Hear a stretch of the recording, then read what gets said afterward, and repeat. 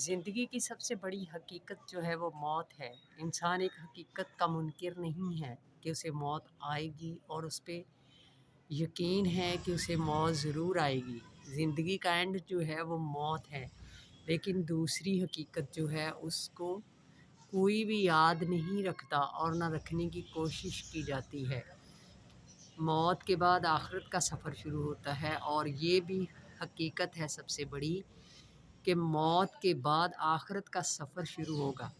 تو کیا ہمیں اس آخرت کے عقیدے کا منکر ہونا چاہیے یا اس کے لیے تیاری کرنی چاہیے؟